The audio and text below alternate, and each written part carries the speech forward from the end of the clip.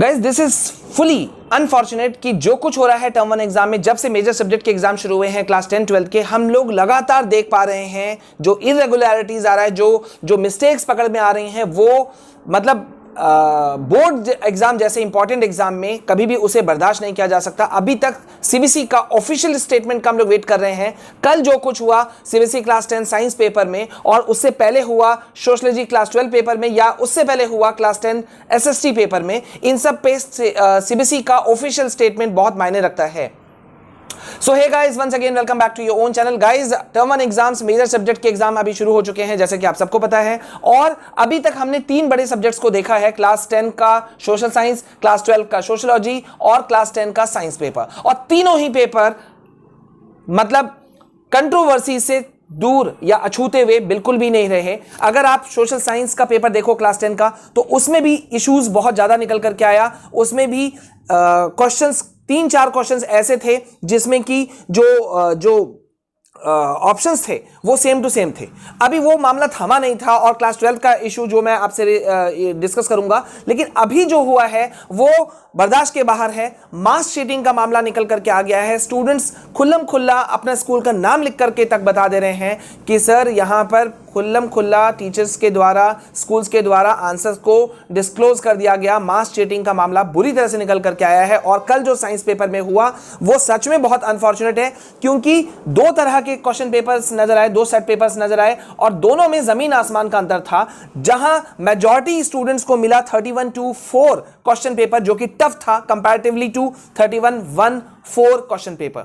दोनों ये 2 question paper ने कल बहुत ज्यादा तांडव मचाया, और मास चीटिंग के मामले ने जो बचा खुचा था उसमें और ज्यादा इसमें एक चिंगारी को भड़का दिया, जो बच्चे पहले से ही नाराज थे उसको देखते हुए। अगर मैं बात करूं 31/1/4 क्वेश्चन पेपर की, साइंस पेपर की, क्लास 10 की, तो वो कंपैरेटिवली इजी था जिन बच्चों को वो मिला। और जिस तरह के मेरे पास अपडेट्स आए हैं, दिल्ली, सिलीगुड़ी, वेस्ट बंगाल और भी शायद कुछ रीजन्स में इस क्वेश्चन पेपर को स्टूडेंट्स को दिया गया, ठीक है। लेकिन बहुत बड़ा जो मेजॉरिटी पीपल जो स्टूडेंट्स थे उनको मिला 31-4 वाला क्वेश्चन पेपर, जो कि बहुत टफ था, जिसमें कि बच्चे कह रहे हैं कि सिलेबस से बाहर के भी क्वेश्चंस थे, ट्रिकी क्वेश्चंस काफी ज्यादा थे। और इस समय जब पैंडेमिक का सिनेरियो है, उस समय जब बच्चे ऑनलाइन क्लास पे थे, जो कि बिल्कुल भी नाकाफी था, उस समय बच्चों को ऐसा पेपर देना मुझे नहीं लगता है किसी एंगल से जस्टिस है। तो क्या मास चीटिंग की वजह से सीबीएसई अब एग्जाम कैंसिल करेगी? वैसे मैं आपको बता दूं, सीबीएसई का एक ऑफिशियल स्टेटमेंट आ चुका है। They are going to take strict action against the teachers जिन्होंने क्वेश्चन पेपर सेट किया। अब एक मामला क्लास 12 का भी उठा लेते हैं। क्लास 12 का सोशियोलॉजी का पेपर में एक स्ट्रेंज सा ऐसा कंट्रोवर्शियल क्वेश्चन, जो कि मैंने तो अभी तक अपने लाइफ में नहीं देखा, वो क्वेश्चन आ चुका है इस बोर्ड में, टर्म 1 बोर्ड में, क्लास 12 में। क्वेश्चन था कि किसके शासन के दौरान गुजरात के दंगे जो है वो सब हुए थे।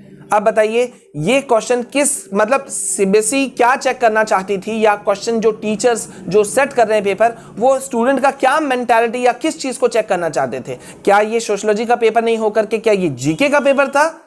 क्या ये कोई कॉम्पिटिटिव एग्जाम्स के पेपर थे? Strange, these are very strange things, जिसपे सीबीएसई का ऑफिशियल स्टेटमेंट आना चाहिए। वैसे सीबीएसई ने सोशियोलॉजी पेपर वाले पे क्वेश्चन वाले मामले में अपना स्टेटमेंट दे दिया है, लेकिन मास चीटिंग का मामला अभी रुक नहीं रहा है। सैकड़ों बच्चे जो अपने मेहनत से एग्जाम लिख रहे हैं, उनके साथ में क्या ये इनजस्टिस नहीं है? ऊपर से 2 तरह के सेट पेपर्स, एक जो कि बहुत टफ, एक जो कि बहुत लूज, बहुत ही ईजी वे में बच्चों को पूछा गया। तो बहुत इशू है। और सबसे बड़ा मामला तो यहां पे एक और क्रिएट हो गया कि जबकि ये चीज निकल करके आया कि सीबीएसई का आंसर की जो आ रहा है उसमें भी फॉल्ट्स बहुत सारे हैं। तो आखिरकार सीबीएसई जाए तो जाए कहां? पहले सोशल साइंस के पेपर में जबकि एक क्वेश्चन के अंदर में सेम ऑप्शंस आ जाते हैं, अब बच्चा कंफ्यूज कि किसको वो आंसर लिखे, ठीक है। ये कह देना सीबीएसई का बड़ा आसान है, हालांकि ये पूरी तरह से ऑफिशियल स्टेटमेंट सर्कुलर सीबीएसई ने जारी नहीं किया, लेकिन एक आया कि भाई बच्चों के मार्क्स नहीं कटेंगे। लेकिन जब आपने क्वेश्चन वाले मामले में, सोशियोलॉजी क्लास 12 क्वेश्चन वाले मामले में, जिसमें क्वेश्चन गलत आया, वो दंगा वाला मामला,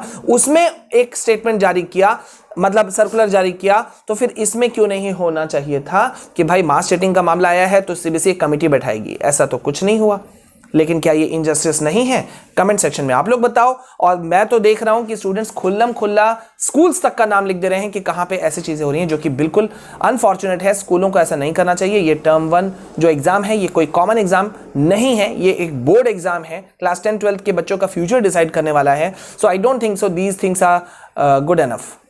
तो आपका क्या ओपिनियन है कमेंट सेक्शन में जरूर बताइएगा। और हम आपकी आवाज लगातार लेकर आ रहे हैं सही जगह पर, सही चीजों को, सही चैनल को अगर आप सपोर्ट करते हो तो आपके वैलिड चीजें हैं जो जहां आप नहीं पहुंच सकते हो वहां हम आपकी बात पहुंचाएंगे। So please support this channel for studies. ये आपका अपना चैनल है और हमारे मेन चैनल विशाल कुमार जायसवाल को भी सब्सक्राइब करना बिल्कुल नहीं भूलिएगा, क्योंकि पूरे यूट्यूब पे ये 2 चैनल्स सबसे फास्ट, सबसे ऑथेंटिक अपडेट देते हैं और स्टूडेंट्स के साथ में हमेशा खड़े रहते हैं। तो please support these 2 channels and yes, मिलते हैं नेक्स्ट वीडियो में।